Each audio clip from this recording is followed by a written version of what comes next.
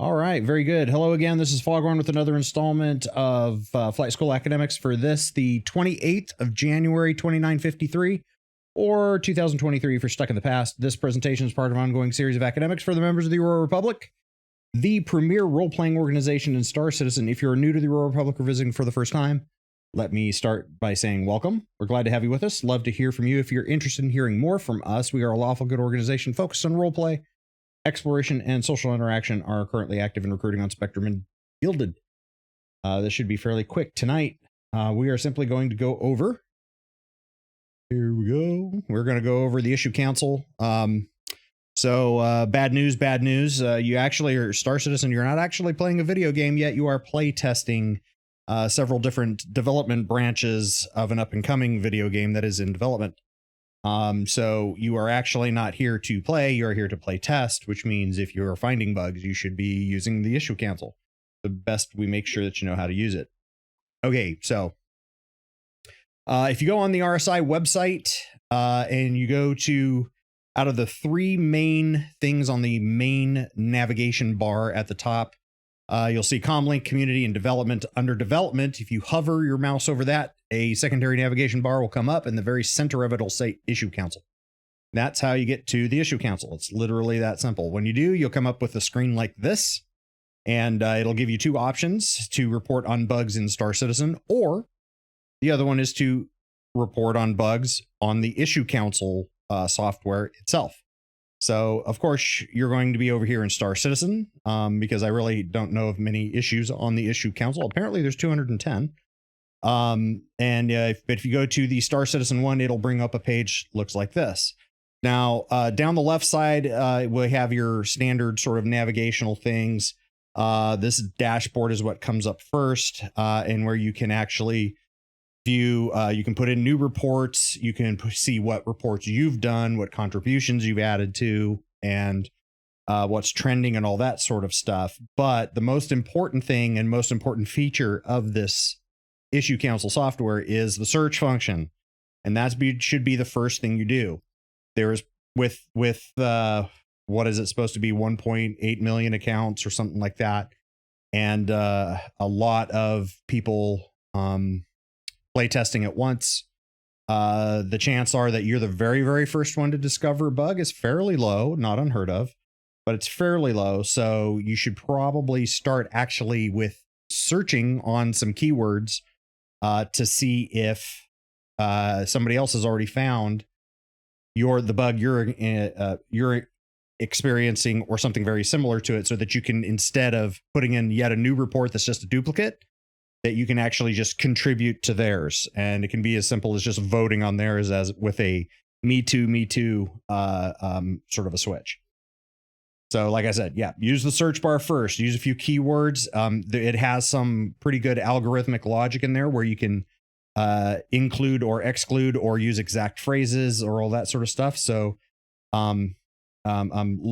make sure you read what those search factors are so that you can more specifically search. If you find something based on what keywords, like I just put in here for an example, I put elevator is broken at Orison just to get something to come up so I could screenshot it. And you can see that I had 1,575 issues that had, elevator broken Orison or something like that. Keywords there. And here you see a new Babbage Nest Apartments elevator is broken, which does not exactly match because I said Orison, not New Babbage, but you can see how that works. And then you can see down the left side the status, and you can see that one actually has been confirmed as of the 13th of August of 2021.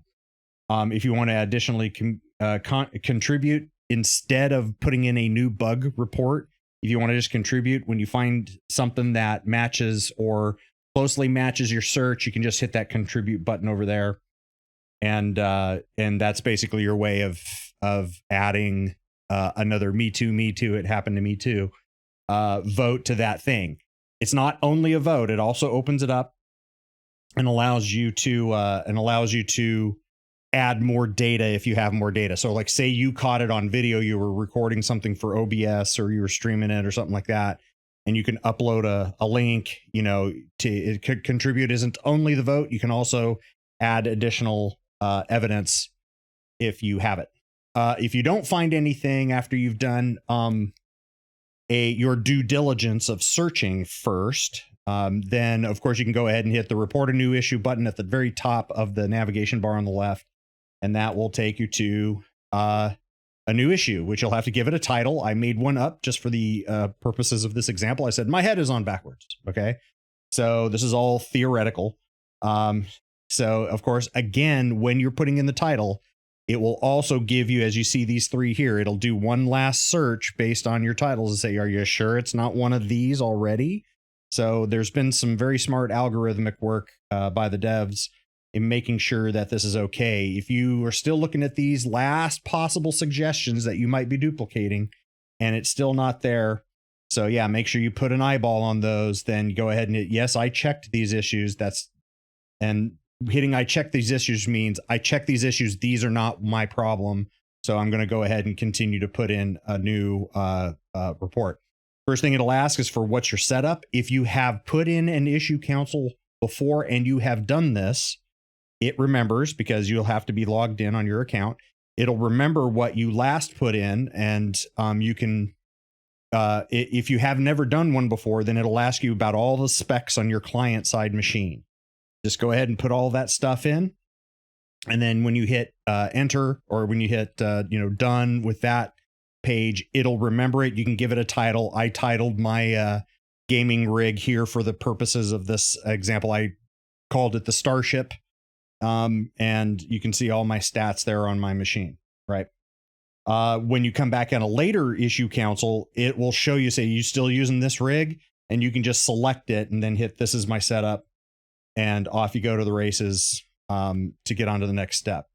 It'll ask about your game settings. I think it actually pulls these, and then, but it remembers also what you put in here for the last time. And then again, it'll store it on your account so that you can go, yep, this is still my settings. Or you can, of course, go in and edit if you need to. What game version are you reporting on? So obviously when I took these screenshots, it was 3.14 world a year ago. So, but you just need to make sure that you match which version, game version you are putting in. Hit that, and then on to the next one. Give your issue a category amongst these offerings. It can only be one. You can't put multiple categories, just a single one. So you'll have to already sort of bin it into a category. And no, you can't add new categories. So this is the ones that they want you to bin it into. Do your best to kind of go, yeah, it fits best in this category. If not, put it in other, and then hit next, and you're off to the races. The next thing they'll want is a severity report. It's basically, you have 4 choices. It's just a cosmetic, which means, hey, I found a replace me ball somewhere. Not a big deal. Playable. Yeah, it's annoying, but I can still play. Does it impact you to the point that the game is hardly playable, or is it absolutely game breaking? I'm obviously, your head being on backwards probably isn't game breaking, but I called it game breaking here for that. So choose one of those 4 severities and then hit next. You're off to the next one. Next thing, they want you to put in the steps that caused the bug as accurately as you can. You can put in 150 characters per line, and every time you get done on one line and you hit tab or enter, then it will automatically put in one more blank line waiting for what your next step is. When you're done, that your last line will always still be blank because it's the next new one that it's waiting for. So just hit next when you're done. You've got all the steps in, and it will it'll delete out that last blank line. So you just hit next, and once you've put in your steps on how you caused this bug to happen. If you have any URLs for like YouTube or anything like that, if you videoed this with like OBS, maybe you made a recording and uploaded it to a private link on YouTube or something like that, or pictures on Instagram or anywhere else, and any social media that you've posted evidence or to help the devs be able to backtrace and troubleshoot, you can always leave those in the description itself. Or there are also, I believe, dedicated links later on here in another slide or two that I'll show you. So after the steps, you can give a narrative up to 520 characters of what went wrong. Like I said, you can also add any URLs to get you to images or video links that'll support your report. Hit next, then explain again in a short narrative up to 320 characters of what you think should have happened in that situation. Because with as complex as Star Citizen is, there may be things that you are calling a bug that are not actually a bug. They're a feature, believe it or not. Like it might actually be working as intended. So this is how they sort of can weed out when you go, this is the way I think should have happened. And they can go, okay, actually, that's not a bug. Or whatever. So put what you think in there. How did you find a workaround? Again, you get 320 characters to give them a short narrative of how did you get around this, or explain. That is optional. And then, of course, down here, you can actually click to upload images and videos URLs directly onto the issue itself. That's the last step, is the video or photo evidence, and then you hit submit your issue, and it's uploaded. Your report will show up on My Reports, and it should be, of course, the top one. And then you can see what happens and how many reproductions, how many other people contributed as you can come back and look at it later. You can also click in there to open back up and go edit. So if you go, well, oh, wait a minute, I remembered there was another step in there. You can actually go back in there by going to My Reports, click on the report that you just submitted, go open it back up, and you can actually go in and edit things or add to it. It's like maybe you didn't have a URL, maybe you didn't have video, or you didn't have photo, and then you went back in later in the day and went and got that, and then you wanted to come back and add it. You can, in fact, add it in by going in here and opening your previous report back up. Once your report's in, then it has a certain amount of time to get enough contributions from other people. That does not necessarily mean you need to go personally advertise throughout like the org. It's not like it's not like something over on the community hub where you're trying to get that highly coveted weekly MVP award from Jared and company. But if you do know a whole lot of people are having the same problem and you put in an issue council, you may want to go ahead and give them that Stark number, that #STARC and the number for them to go contribute. And if they don't have any expanding data to add to it, they can just hit the contribute button and they're done in one single button push to vote me too, me too. If you do go back in, it looks like this once for something you've previously submitted, and you're going to open it back up and read what you put and edited. This second screen is simply scrolled down of that previous slide. So you can actually see all of those different steps again. And then you can see what activity has happened down at the problem down below. So that's it. Issue council in a quick nutshell. If you are finding bugs and crashes and all that sort of stuff, and you're going to contribute, then it actually is fairly self-explanatory. This between this and just going in and using it a little bit should be pretty obvious. A note about Evocati. This is actually how you get on Evocati. It's a whole lot of playtime and how much you are contributing to issue council. If you are contributing regularly, you're putting in good reports, you're contributing to other people's reports and all that kind of stuff. That's how you get the invite into Evocati if you want to do that.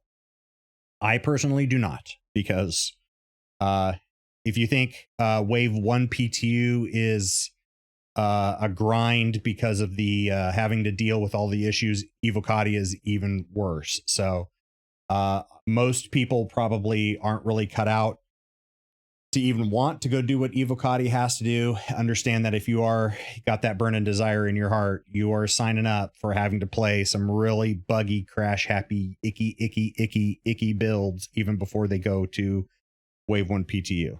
And that's it in a nutshell. Is there any questions? I will tiptoe for a few minutes if anybody wants to come up and ask. No questions, but I did have something to add. Sure. Just because I do use the issue council pretty regularly, that it's not just if you want to file an issue or something. Although if you do find something, you should at least contribute. But you can use this to try to find workarounds if you do find something. So like if you could go back to the search, the initial page, if you still have it up. I can get there. Are these slides or this actual live website? No, these are slides. Oh, okay. Well, it wouldn't really matter. Just back to the initial page. Like after you put in something and you click next. There you go. Like you'll see on his screen right now, there's a lot of duplicate archived. You find a bunch of crap that shouldn't really be there if you go up to the upper left where it says status and click on that. I know you can't really show it, but when you clicked on that, you can just filter that. It only shows you opened, confirmed, and under investigation stuff. And then if you go over to either report date or probably better is environment, and you're like, okay, this bug I know is new. I know it's the current patch. You can filter that environment to like just be 3.18 or 17.4. All right, so you're talking right here. You're talking about using this second line underneath the search to narrow your search to. Yeah, I'm sorry. Yes. So this you might can be an older slide. It's the game version is currently called environment, at least on my screen. Okay. Yeah, this is these slides are the game version. Yeah, these slide snapshots are from a year ago. Okay, yeah, I think either one actually. Yeah, it's actually weird that both of them have just PTU builds and environment builds. So either way, one of them, if you filter through them, you can just get to more recent stuff without having to try to click the relevant sort by and put the newest, because when you do that, it just kind of ignores almost what you put in the keyword search. Yeah, it's just like anything new here. We think you said steps, so we're going to show you stuff about cars. Like I don't know. But yeah, have you tried using a sort by first and then putting in keywords last before you hit search? So you already have filtering happening before you keyword search. Actually, no, I don't think I have. I wonder. I haven't tried it either. I'm just curious if that maybe newest, and I'll just type in ladder. It put it back to relevant, but it did keep my environment and my status options. So, but if I do that and just put it back to newest, again, it barely wants to show me anything that actually has the keywords in it. But yeah, so right there is kind of what we're talking about, being able to filter on different aspects.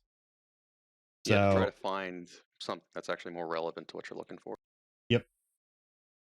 To cut down, because with the game having been in development for realistically 7 years of actual code writing, then I'm sure there's several million bug reports that has to be searched through. Boink. Well, that wraps up this installment of Academics of Foghorn. Hope you found it interesting and helpful. If you have any questions I didn't answer, please feel free to contact me via email, Gilded Spectrum, or of course, the comment section below if you are watching this at a later date on the YouTubes. And I'll answer it to the best of my ability, and as soon as I see it, please hit those follows and subscribe buttons as appropriate. Comment your comments in the comments. We are always striving to improve our content. You can find out more information about the Aurora Republic at our bespoke website, aurorarepublic.space. And of course on Spectrum at robertspaceindustriescom/org/Aurora Rep. I'll see you next time. Foghorn signing off, wishing you a very pleasant remainder of your morning, afternoon, and evening. So thank you so very much for watching.